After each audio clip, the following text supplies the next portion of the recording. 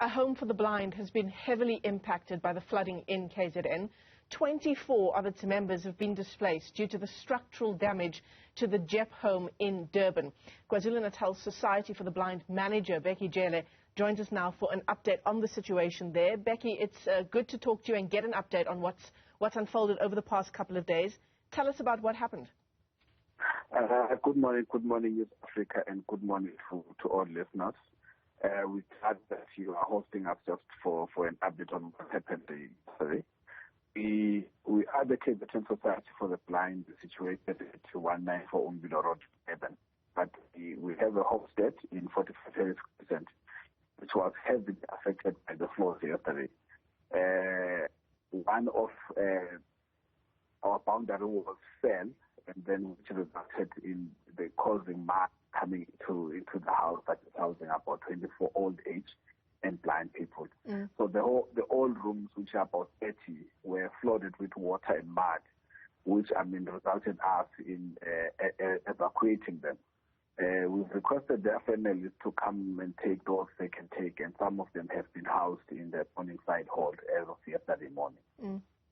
So I understand there was flows of sewage and mud into the home, Bheki. Was anyone injured when that happened? Because I believe it was in the early hours of yesterday morning that your team was still trying to deal with what unfolded, that flooding and the resultant mud that came into the home, and they were trying to clean up. Was everyone safe despite that flooding into the home? We were fortunate when you look at the photos of what happened from yesterday morning. I think the flooding started at early hours of 2 a.m. yesterday. So we were fortunate, honestly, that no one from the residents and our staff members was hurt. But personal belongings and assets for the organization were severely damaged, which definitely needs to be replaced.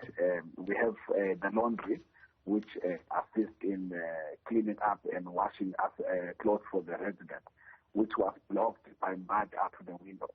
And some of the buildings were filled with mud up to the window.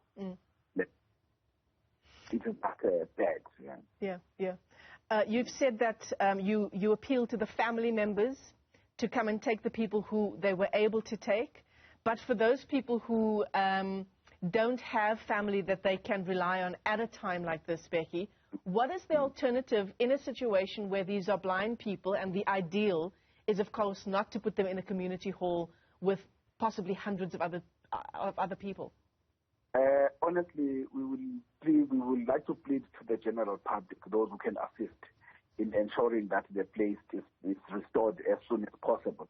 Because honestly, it is difficult. You can't rely on them being housed in other places. You know, as a blind person, you have to get used to the environment where you are in. So it will take about a month if you place them in another environment. So what we're working on now is to ensure that at least the latest by Sunday, the place is restored so that we can bring them back as early as Monday. We will basically request to the general public, those who can at least to come forward and assist. In-kind donations, and those who can provide manpower, to come up front to assist. So it's just a matter of cleaning the place and removing the mud, and then basically then purchasing those personal items and the assets of the organization that have been messed up.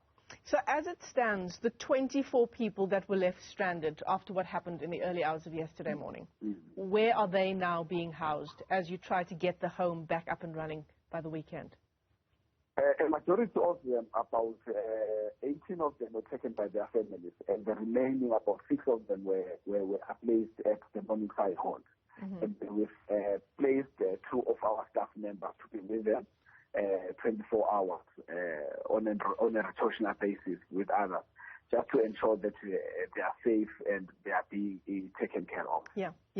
So, Bheki, do you think it's likely that by Sunday you will have dealt with the damage to the home, the mudslides, the sewage that went into the home? We honestly struggling to have that. We've communicated with the emergency department of the municipality, the KZN municipality. They've asked to assist us. We will see what happens today. And then, today it's a Wednesday, so we have about 4 days to work on that.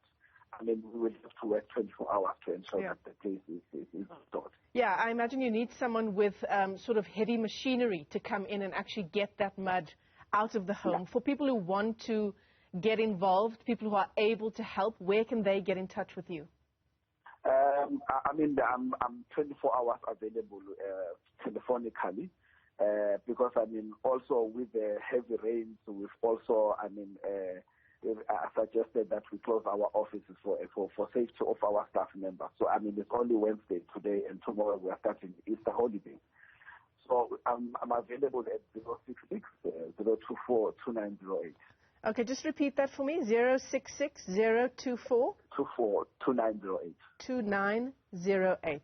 All right, I'm going to try and get this up on screen for our viewers, anyone who perhaps is watching who can assist with the heavy machinery we've been talking about, Bheki, try and get that home back up and running. Bheki Jele is the manager at the KwaZulu-Natal Society for the Blind. The Jep Home for the Blind in Durban flooded on Tuesday with mud and sewage. 24 people affected, blind people, 18 of them so far taken in by their families. But of course the hope is, as Bheki has just told us, for us to get that home back up and running so that people can get back in there and get the care that they need. The number hopefully will be on your screen soon, 066-024-2908, if you are in a position to provide any assistance. I'll also tweet that number and you can get in touch with Bheki directly.